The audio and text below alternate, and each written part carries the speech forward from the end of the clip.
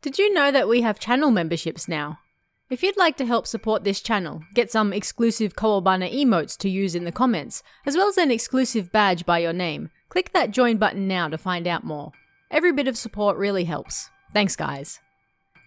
On September 23rd, 2003, a Ni-channel user posted a short scary story in a thread titled Strange Experiences and Mysterious Stories, Enigma, Part 17, that would become so infamous that people are still talking about it, and its potential origins, today.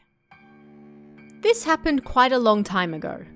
I borrowed a tape from my friend that had a radio program recorded on it, and when I was done listening, I couldn't be bothered to turn it off, so I let it keep playing until the tape ran out. There was a brief period of silence, but then suddenly, I heard the sound of waves crashing on the shore, and then a man spoke with an emotionless, flat voice. Let's play the word chain game using things floating in the sea. I was like, huh? But then I heard a small girl's voice. People, she whispered. Then the stop button suddenly popped up. I've never in my life been as scared as I was at that moment. I was supposed to tell a strange story, but this ended up being a full-on scary story instead. Whoops. Anyway, this was the strangest, most surprising thing that's ever happened to me. Oh, and the tape got stretched out after that, so I wasn't able to listen to it again. When I told my friend this, he was like, "That's just your excuse for ruining the tape you borrowed, isn't it?" But it really did happen. It's a standard scary story that you might hear anywhere, and it's the type of story that gets posted by the dozens on Ni-channel each and every day. So, what is it about this one in particular, posted in 2003, that people are still talking about even today? The crux of the story, of course, is not just the strange voice that appears at the end of the recorded tape, but the content of it. The word chain game, known as shiritori in Japanese, has only two simple rules. You must start the next word using the last character of the previous word, and you can't use a word that ends with the Japanese character for n, because there are no words in Japanese that can start with this character.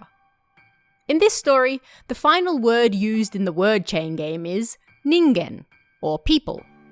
Taken at face value, this is a terrifying word to start with. The game is supposed to use things floating in the sea, so why are people floating in the sea? Terrifying. But it also works on another level because the word ends with ng, which is not allowed in the game and thus immediately ends it. Whoops.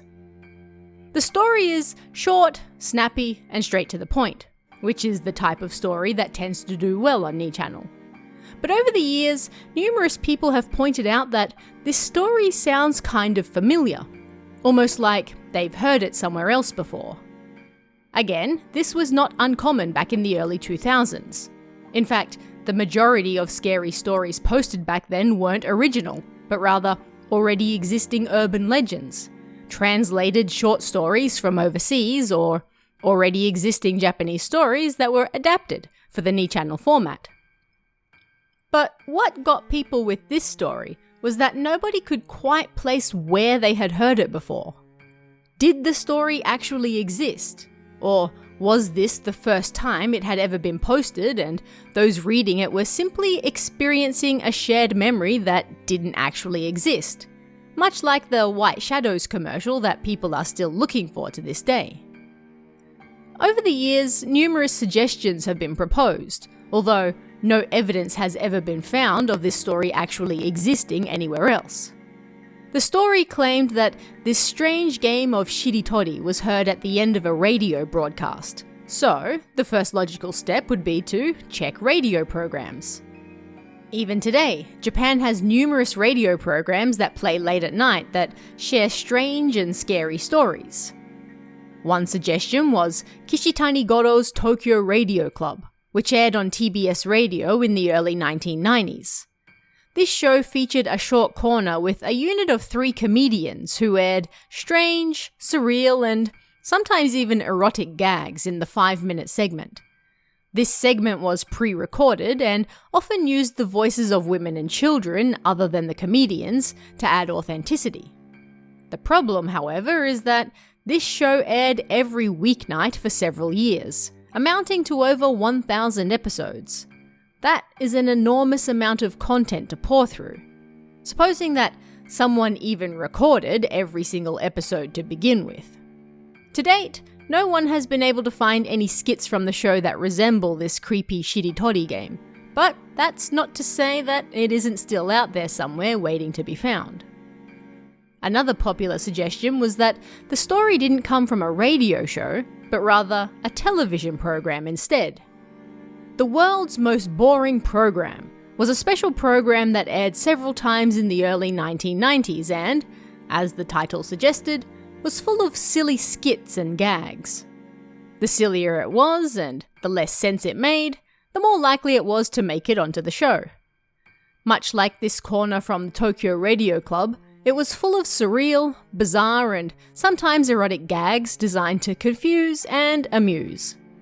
One internet user claimed to have actually seen this story featured on this program before, but he didn't record it, so he had no proof of it. It did air in the early 1990s, after all. But he claimed that the story stuck out because the word ningen, which was supposed to be scary, stuck out to him because it ended with n, which is not allowed. So rather than frightening him, it confused him because that word wouldn't be allowed in the game to begin with. He did add the caveat, however, that he might have confused the program as well. It was 2 to 3 decades ago, after all. Maybe it was a similar program, but either way, this particular user was sure that it was something he saw on TV and not the radio. But to date, nobody has ever found definitive proof of where this story might have come from.